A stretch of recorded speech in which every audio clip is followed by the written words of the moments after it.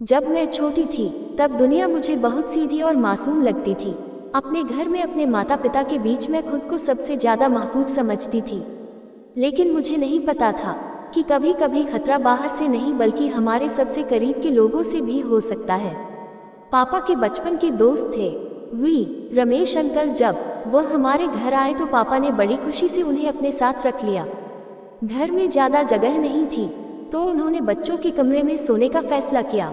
Mummy ने एक बार पूछा भी इतनी जगह तो नहीं है, ये कहाँ सोएंगे? पापा ने हंसकर कहा बच्चों के साथ सो जाएगा, आखिर अपने भाई जैसा है।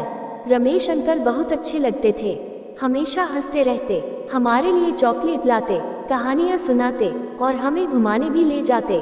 धीरे धीरे वह हमारे घर के हिस्से जैसे हो गए। मम्मी भी उनकी बहुत इज्जत करने लगी और पापा तो पहले से ही उन्हें भाई मानते थे। शुरुआत में सब कुछ सामान्य था, लेकिन फिर धीरे धीरे कुछ चीजें बदलने लगी। रात को जब सब सो जाते तो रमेश अंकल मेरे पास आकर बैठ जाते। वह मेरे बालों में उंगलियां फेरते, मेरा हाथ पकड़कर पूछते कि मैं डर तो नहीं रही।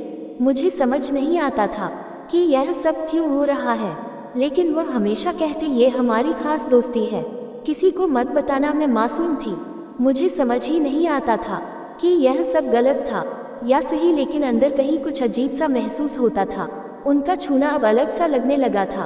पहले उनका हंसकर गले लगाना अच्छा लगता था, अब उसमें कुछ अजीब सा लगता था, लेकिन मैं चुप रही। धीरे धीरे उनकी हरकतें बढ़ने लगी।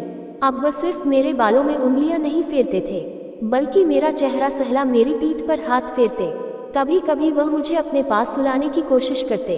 अंकल मैं मम्मी के पास सोऊंगी, मैं कहती, लेकिन वह हंसकर कहते अरे डर मत, मैं हूं ना, तुझे चॉकलेट दूंगा, लेकिन किसी से मत बताना। और मैं चुप रहती, शायद इसलिए कि मैं डरती थी। एक रात जब सब सो चुके थे, मैं अचानक किसी हलचल से जाग गई। मैं काम गई जब देखा कि रमेश अंकल मेरे बहुत करीब थे, उनके हाथ मेरे गालों को सहला रहे थे।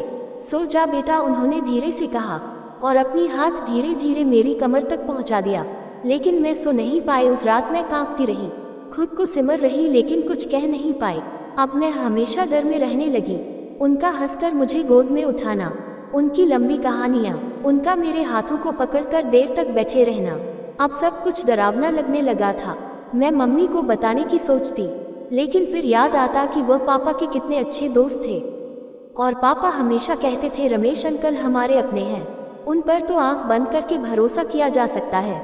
मैंने सोचा कि शायद ये सब मेरा वहम है, लेकिन फिर एक दिन मेरी सहेली ने मुझसे पूछा तू इतने दिनों से उदास क्यों लग रही है?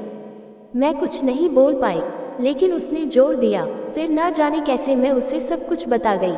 उसने सुना तो घबरा गई, बोली यह बहुत गलत है, तुझे मम्मी से बात करनी चाहिए।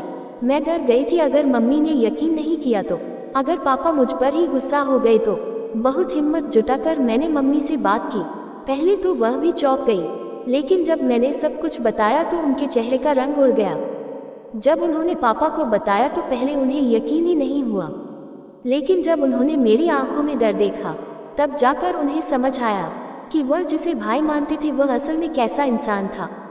रमेश अंकल को घर से निकाल दिया गया, लेकिन मेरे अंदर जो डर बैठ गया था वह कभी नहीं निकला। कई रातें मैं जागती रही, सोचती रही कि अगर मैंने पहले किसी से बात की होती तो शायद ये सब नहीं होता। अब जब पीछे मुड़कर देखती हूँ तो समझ आता है कि हमें कभी भी किसी बाहरी इंसान पर आंख बंद करके भरोसा नहीं करना चाहिए, चाहे वह पापा का कितना भी अच्छा दोस्त क्यों ना हो। अगर मैं पहले मम्मी से बोल पाती तो शायद इतनी तकलीफ नहीं झेलनी पड़ती। अब मैं चाहती हूँ कि हर लड़की को ये समझ आए कि अगर कोई भी इंसान उसके साथ अजीब व्यवहार करे, उसे डराए या चुप रहने को कहे तो सबसे पहले अपने घर में किसी बड़े को बताना चाहिए। देर करने से सिर्फ दर्द बढ़ता। तो दोस्तों, आपको मेरी कहानी अच्छी लगी हो तो हमारे चैनल को सब्सक्राइब करें।